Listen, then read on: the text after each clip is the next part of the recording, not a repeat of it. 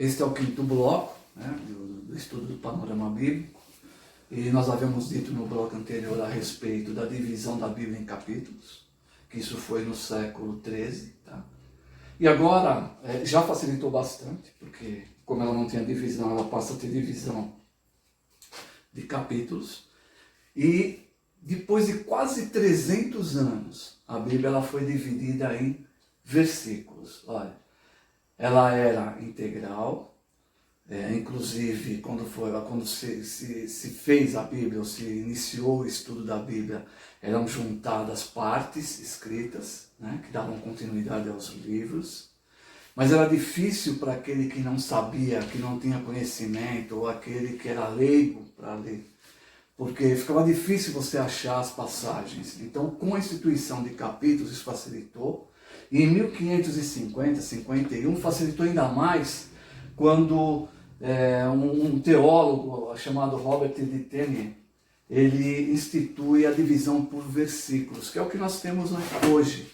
Então hoje facilita demais a leitura. Por quê? Porque hoje nós podemos, num culto, por exemplo, o preletor ele vai me trazer o livro, ele me dá a referência de capítulo e ele me dá a referência de versículos. Isso facilita bastante. Isso faz com que nós tenhamos, nos incentive a ler. Fica uma coisa mais fácil, mais agradável. E foi o que aconteceu na época, né? Essa instituição de capítulos e versículos, isso foi fundamental para que a Bíblia fosse divulgada, né, entre os povos. Então a primeira tradução completa da Bíblia para o português, quem fez foi João Ferreira de Almeida. Ele viveu de 1628 a 1691, né? Então a gente está falando aí mais de 100 anos aí, que a Bíblia foi traduzida para o português através de João Ferreira de Almeida, né? E a Bíblia que foi impressa, completa, em um único volume, só em 1819, olha, quase 200 anos depois é que a Bíblia foi impressa em um livro só, como nós temos hoje, tá? Como nós temos hoje, é um livro dividida em um livro só, que anteriormente era, por exemplo, a Vulgata, eram duas edições, ou dois blocos, ou dois livros que completavam a Bíblia.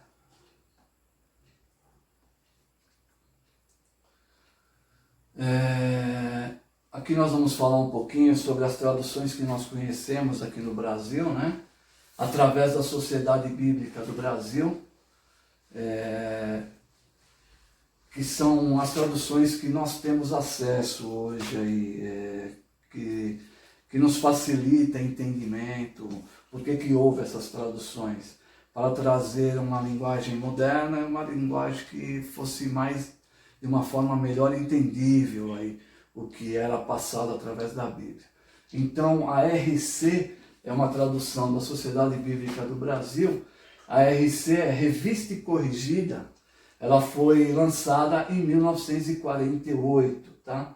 E ela tem esse íconezinho aqui. Então, se você pegar uma revista corrigida, ela vai ter esse ícone, que é um círculo. Aí, em 1956, nós tivemos a Revista e Atualizada, que tem esse ícone aqui, é uma Bíblia com uma espada. Aí, em 1988, nós tivemos a NTLH, ou seja, Nova Tradução na Linguagem de Hoje, tá? Que é esse ícone aqui. Em 2000, surge a NVI, Nova Versão Internacional. E a última é de 2017, que é a NAA, Nova Almeida Atualizada, tá? Isso daqui refere-se à Sociedade Bíblica do Brasil. Outras editoras não usam essas referências, tá?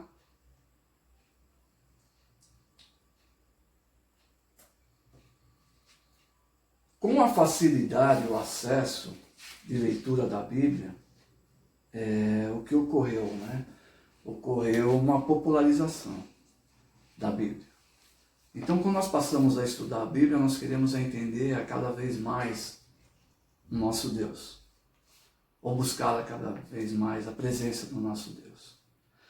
E quando você começa a ler, você dá oportunidade de leitura, e você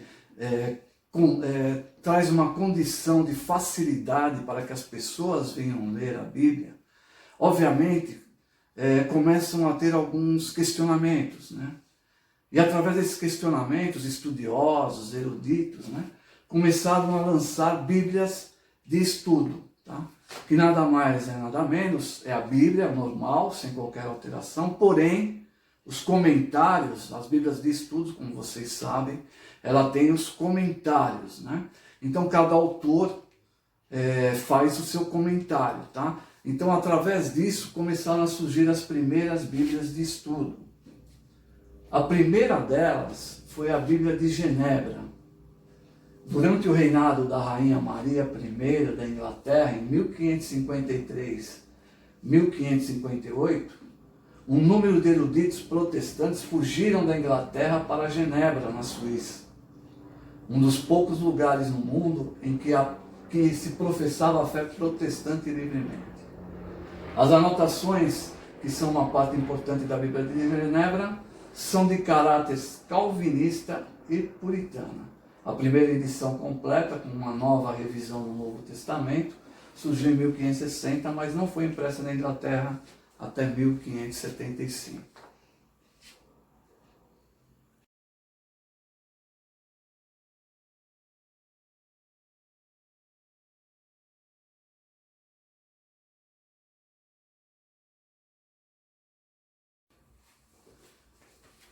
Amém, queridos. Estamos falando então da Bíblia de Genebra, né?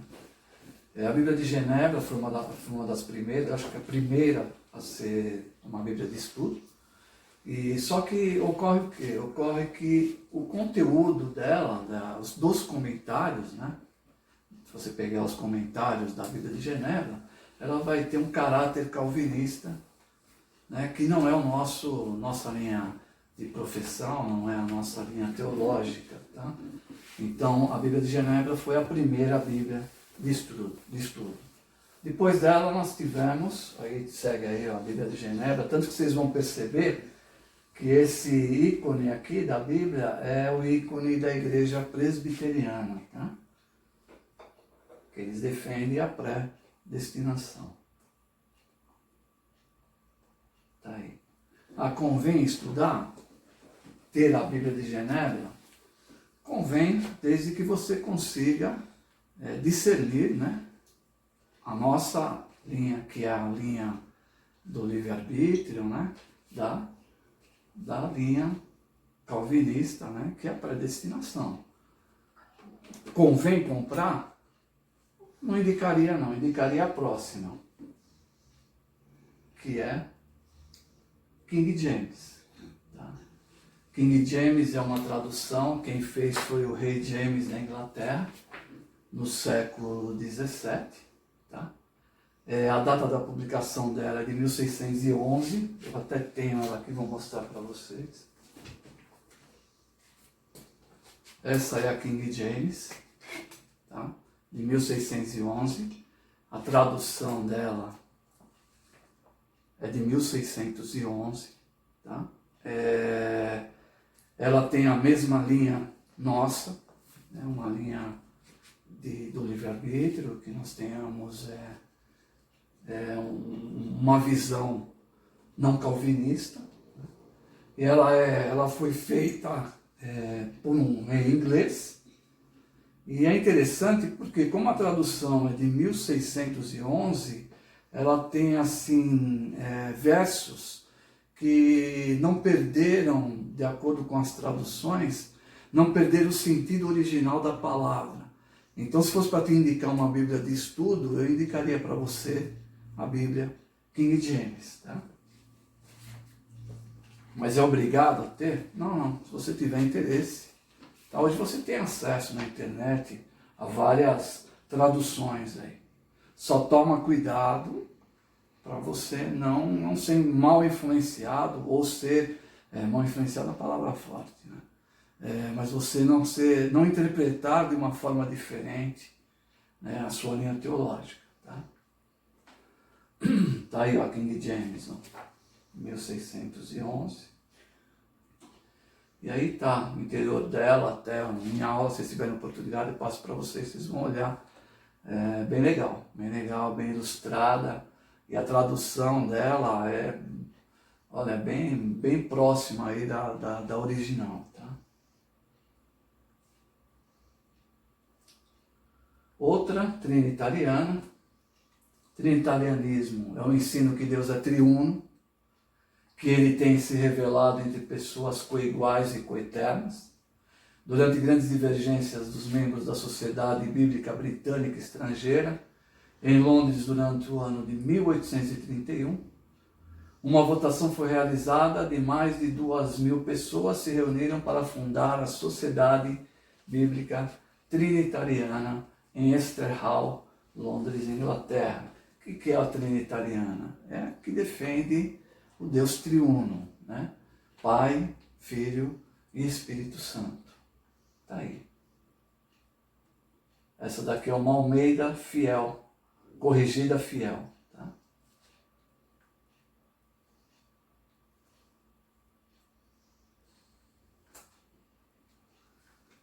E aí nós vamos chegar na tradução que nós temos hoje, João Ferreira de Almeida. Ele viveu de 1628 a 1691. Alguns dizem, né, uns estudiosos, ou a Igreja Católica, remete João Ferreira de Almeida a um padre, como se ele fosse um padre. Na realidade, ele não acredito que ele fosse um padre, porque ele se converte aos 14 anos. Aos 14 anos ele se converte. Tá? E, obviamente, com 14 anos ele não estaria defendendo a Bíblia ou a doutrina católica, e sim ele passa a defender a doutrina protestante. Então, para mim, ele não era padre, não. Para mim, ele era um pastor, estou dando a minha opinião, tá? Um pastor, um pregador, tá?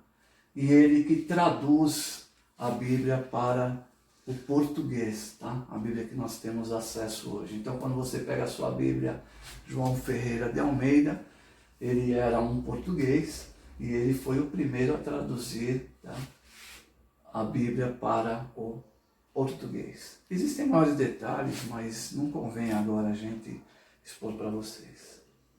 Tá aí, ó, a Bíblia de Estudo Almeida. No próximo bloco nós vamos falar alguma coisa sobre os manuscritos do Mar Morto. Deus abençoe.